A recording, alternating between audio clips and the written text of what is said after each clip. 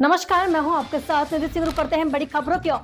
मेरठ में कांवड़ यात्रा को लेकर मुख्य सचिव पर डीजीपी ने की समीक्षक बैठक, तैयारियों को दिया अंतिम रूप। उत्तर प्रदेश के मुख्य सचिव मनोज कुमार सिंह और डीजीपी प्रशांत कुमार ने मेरठ के चारों राज्यों में अधिकारियों के साथ बैठक की।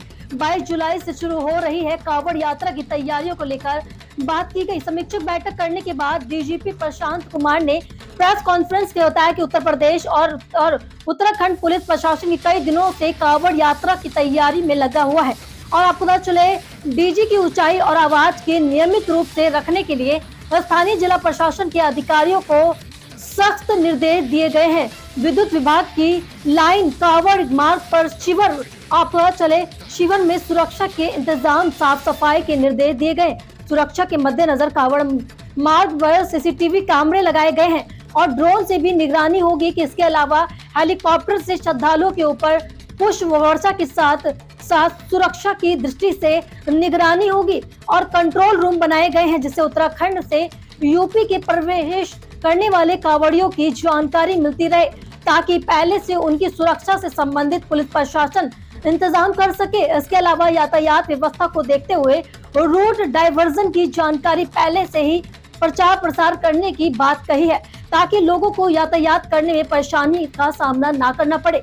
वहीं मुख्य सचिव मनोज कुमार सिंह ने बताया कि अब की बार कांवड़ियों की सुरक्षा के मद्देनजर अतिरिक्त पुलिस फोर्स लगाए गए हैं और बेहतर कांवड़ियों की यात्रा संपन्न कराने की सरकार की प्राथमिकता है, जिसको देखते हुए कार्य किया जा रहा है। समीक्षक बैठक में मेरठ, सहारनपुर और मुरादाबाद मंडल के अधिकारी भी मौजूद रहे।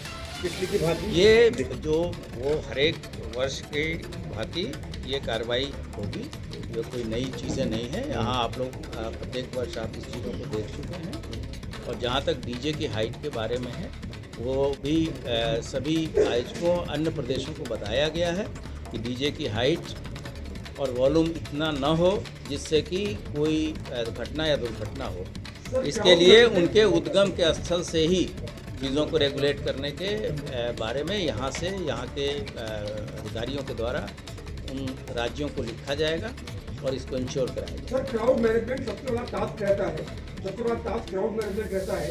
क्या इस बार ऐसी सुविधा की जा रही है कि पश्चिमी उत्तर प्रदेश के जो अधिकारी हैं वो उत्तराखंड के तस्वीरें देख सके लाइव और उत्तराखंड के अधिकारी देख सके पश्चिमी उत्तर प्रदेश की तस्वीरें लाइव, ताकि क्राउड मैनेजमेंट प्रॉपर्ली हो? देखिए, सीसीटीवी का व्यवस्थापन तथा उनको एक दूसरे से जोड़ के जो हमारा इमरजेंसी कंट्रोल रूम है, वहाँ पर इन चीज़ों को लाइव देखने की व्यवस्था की जा रही है। ड्रोन से भी निगरानी की जाएगी और जैसा आप सभी अवगत हैं, पिछली बार की भांति, पिछले वर्षों की भांति हम लोग ये प्रयास करेंगे कि उसमें एक नेशनलिस्ट फीलिंग भी हो, तिरंगा झंडा लेकर भी लोग चलते हैं, जिससे कि एक राष्ट्रीयता की भावना ज़्यादा जागृत होती है।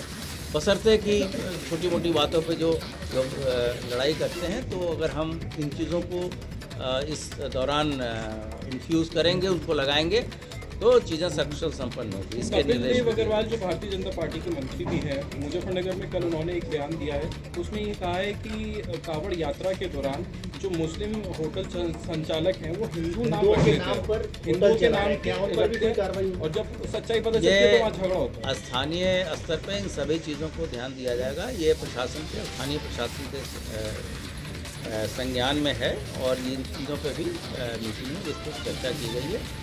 सभी कार्यक्रम और त्यौहार, जैसे अभी आपने देखा होगा कि बकरीद का त्यौहार कितने आपसी भाईचारा से संपन्न हुआ, उसी तरीके से आने वाले कार्यक्रम में भी सबके सहयोग से और सभी धार्मिक गुरुओं से बातचीत करके इन चीज़ों को हम वार्ता से ही समाधान निकालेंगे और चीज़ों का संपन्न कराएंगे। जी हाँ, वो स्थानीय स्तर पे जहाँ आवश्यक होगा, जो पीक डेज होंगे वहाँ जो स्थानीय प्रशासन इसमें डिसीजन लेगा। सर, कांवड़ यात्रा को दुरुस्त कराने के लिए, जो कांवड़ मार्गों को दुरुस्त कराने के लिए कुछ दिशा नहीं है?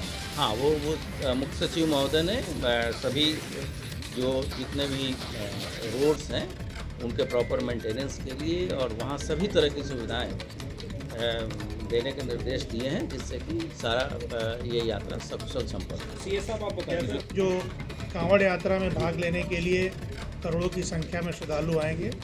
सरकार उनको केंद्र में रखते हुए, उनकी सुविधाओं को केंद्र में रखते हुए सारी व्यवस्था बना रही है, चाहे वो अच्छी सड़क हो, सैनिटेशन की व्यवस्था हो, पेयजल की व्यवस्था हो, उनके कैंप की व्यवस्था हो। ये चूँकि एक परंपरागत तरीके से होता रहा है, तो हमें और प्रशासन को मालूम है कि कहाँ और किस तरह की कठिनाइयाँ इसमें आती हैं, किस तरह के एक्सीडेंट्स होते हैं। उन सभी चीज़ों को ध्यान में रखते हुए सिर्फ अपने स्टेट के ऑफिसर्स ही नहीं, बल्कि आसपास के उत्तराखंड, हरियाणा, राजस्थान, दिल्ली, इन सभी के ऑफिसर्स ने इस बैठक में भाग लिया है और सभी को ये बताया गया है कि कैसे आप डीजे की हाइट को रेगुलेट करने के लिए काम करेंगे, कैसे ये सुनिश्चित करेंगे कि आपके यहाँ से जो भी कांवड़ यात्री आ रहे हैं उनके पास कोई ना कोई आईडी हो, अगर ग्रुप में आ रहे हैं तो उनका पता, उनके थाने का या गांव का इस तरह का एड्रेस हो, ताकि किसी भी इवेंचुअलिटी में मदद करने में आसानी हो सके। सभी जगह ये व्यवस्था बनाई जा रही है कि मेडिकल के ट्रीटमेंट के लिए अगर कहीं इमीडिएटली रश करना हो, बड़ा एम्बुलेंस नहीं जा पाए, तो वो छोटे गाड़ी हों या 2 व्हीलर्स हों, उनके साथ जाएं।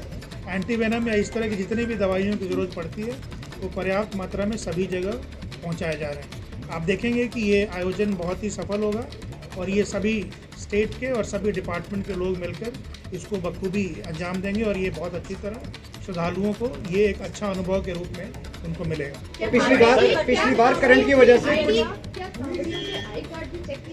चेक करने की बात नहीं है, चेक करने की बात नहीं है। हिंदुस्तान में आप बगैर आईडी कार्ड लिए कहीं से कहीं जा सकते हैं, तो आईडी चेक करने की बात नहीं है। आईडी की सुविधा ये रहती है कि अगर कोई इवेंचुअलिटी होती है तो आपके परिजन को कांटेक्ट करने में आसानी होती है। दिक्कत क्या सर कांवड़ियों को अपनी पिछली बार करंट के लिए दिखाना पड़ेगा, बताना पड़ेगा कि कांवड़ लेने जा रहे हैं, इस तरह नहीं, कैसे ऐसा आईडी का प्रूफ दे पाएंगे प्रशासन? ऐसा कुछ नहीं इस तरह के है, कोई ऐसा कुछ नहीं है। पिछली बार करंट लगने की वजह से कांवड़ियों की मौत हो गई थी, ये इस बार मैंने आपको जिला प्रशासन ने बहुत अच्छे से करके संभाला, लेकिन मैंने विभाग को कोई स्पेशल मैंने आपको बारिश भी बताया, होती है, खंबे भी मैंने आपको बताया कि ये रिपीट होती हैं चीज़ें। एक्सीडेंट्स क्या है, ड्राउनिंग के केसेस मिलेंगे, इलेक्ट्रोक्यूशन, बिजली की केसेस मिलेंगे आपको, कैंप गलत जगह पे लग गया, गाड़ी आ गई, एक्सीडेंट हो गया, कोई आदमी सो रहा है गाड़ी के नीचे, गाड़ी चल पड़ी।